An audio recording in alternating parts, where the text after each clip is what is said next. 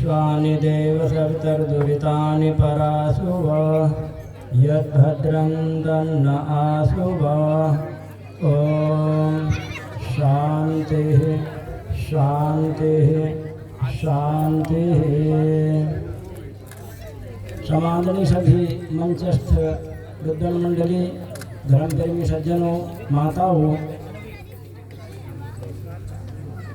आपके सामने वैदिक संस्कृति का प्रदर्शन हो रहा है तो आप अनुमान लगा रहे होंगे, मन में सोच रहे होंगे कि हमारी वैदिक संस्कृति, प्राचीन वैदिक संस्कृति कैसी होती होगी। किसी ने मंडल मिश्र का घर पूछना चाहा, गांव में जाकर के मंडल मिश्र यहीं के थे, मंडला के थे, तो किसी पंडित को पूछा कि उनका घर कहाँ है, तो उनका परिचय दिया गया कि उनके घर के सामने तोते संस्कृत में शास्त्रार्थ करते पाए जाएं तो समझ लो वो मंडल मिश्र का घर है। तो आप देख रहे होंगे छोटे छोटे बच्चे कैसे साफ उच्चारण वेद मंत्रों का कर रहे हैं। देखो हमारी भारतीय संस्कृति इतनी प्रबल है कि आप नेट खोल करके देखेंगे तो जो अमेरिका लंदन में जो विद्यालय चलता है महारानी का, विक्टोरिया का, उसके विद्यालय की प्रार्थना वेद मंत्रों से है। संगच्छध्वम संवदध्वम शंभो मनांस जानकाम। मैं कोई ये छिपी हुई बात नहीं कह रहा हूँ, आप सब नेट चलाना जानते हैं। लंदन में विक्टोरिया का विद्यालय आप निकाल के देखें, वहाँ की प्रार्थना आप सुने वेद मंत्रों से। हमारी संस्कृति वहाँ गूंज रही है और हम सो रहे हैं। हमारी प्रार्थनाएं आप निकाल के देखेंगे तो हमारे विद्यालयों की प्रार्थना अंग्रेजी में हो रही है। कितना उल्टा हो गया, हमको क्या पकड़ा दिया और हम उसके पीछे जाने लगे। जब तक हम अपनी वैदिक संस्कृति को नहीं समझेंगे तो हम बुद्धिमान नहीं हो सकते हैं। हमारी भाषा पर बहुत खोज हो रही है, वैज्ञानिक लोग खोज कर रहे हैं। अब यदि अंतरिक्ष में कोई हमारे शब्द भेजे जा सकते हैं तो कौन से शब्द हैं? साफ साफ वैज्ञानिक लोग कह रहे हैं उस संस्कृत भाषा में हम दूसरे लोगों में भी संदेश भेज सकते हैं। अपनी प्राचीन भाषा है, बहुत ही वैज्ञानिक भाषा है। हम एक एक शब्द के अनेक अनेक अर्थ निकाल सकते हैं। तो हम अपने बच्चों को यहाँ भेजें।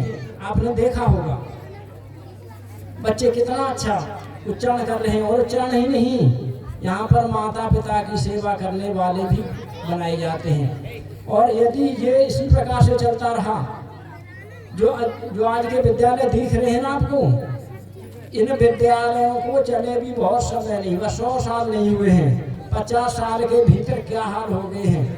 हर एक विद्यालय में ऐसा लगता है कि और चलते रहे तो हर एक विद्यालय में एक चौकी बनानी पड़ेगी।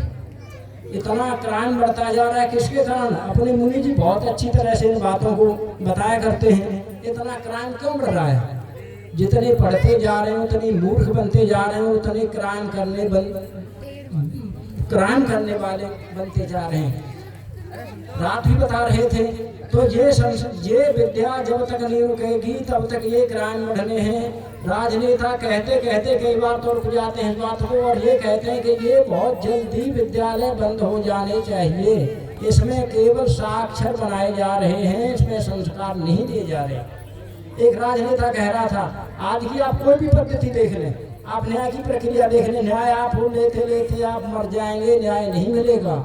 तो आपको लौट करके अपनी सारी चीज़ों पर उन्हीं पे आना पड़ेगा जो अपने प्राचीन जो विद्वान लोग चला करते थे, उन पर आने का एक ही तरीका है। हम कोई बखेड़ा खड़ा नहीं करते, हम विकल्प देते हैं। हमारा ऐसा कहना नहीं है कि संस्कृति को बंद करके और लोगों को मूर्ख बना दो, ऐसा नहीं है।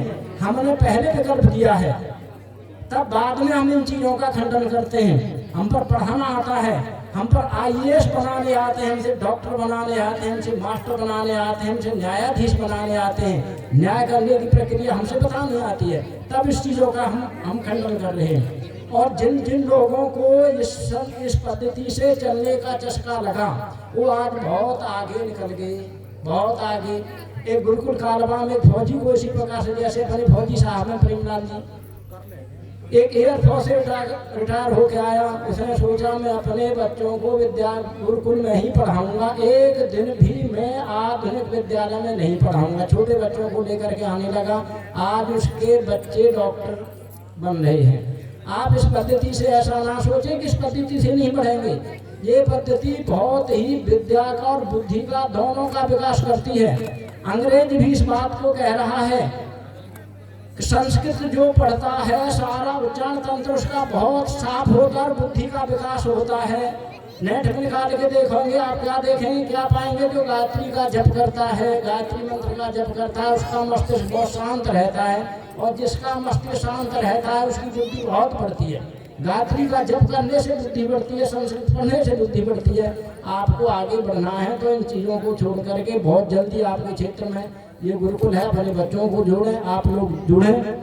और देखो आज दान बहुत दिया जा रहा है, कितना दान दिया जा रहा है। जो लोग जो अंधाधुंध फेंकाते हैं, पीछे लौट करके नहीं देखते। आपके एक भी दान का पैसा आएगा, एक दान एक अन्न का आपका यहाँ खाना आएगा, उसका बहुत सदुपयोग होगा। मनुष्यों पर खर्च होगा, व्यक्तियों पर खर्च होगा, या गाय पर खर्च होगा, या हवन पर खर्च होगा। ऐसे में पानी की तरह आपका पैसा नहीं बहाया जाएगा। आपका ये धन दिया हुआ बहुत ही देश की, राष्ट्र की और मनुष्यों की उन्नति में काम आएगा। और जहाँ कहीं भी सहयोग किया जाता है, क्योंकि अपेक्षा सहयोग की सबको रहती है। आप ऐसा ना सोचें कि आप लोगों को सहयोग की जरूरत नहीं, आपको भी कहीं न कहीं सहयोग की जरूरत पड़ती है। आप किसी का सहयोग करोगे तो आपको परमात्मा की अवस्था में कहीं न कहीं से सहयोग मिलेगा। या तो योगी बन जाना चाहिए, या योगी नहीं बनते तो सहयोगी बन जाना चाहिए। योगी आपके क्षेत्र में भीमदेव जी आए हुए हैं, योग कर रहे हैं, आप इनका सहयोग करें।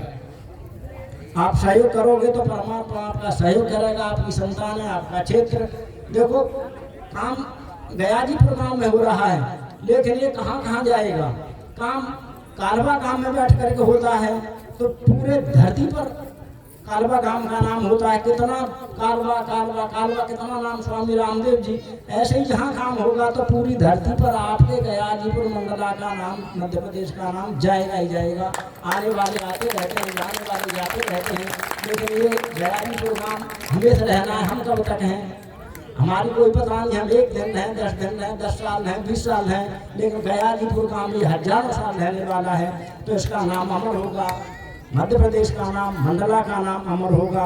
आप इस चीज़ से जुड़े रहें, भीमदेव जी का सहयोग करते रहें। परमात्मा की व्यवस्था में आपको कहीं न कहीं से सहयोग मिलेगा।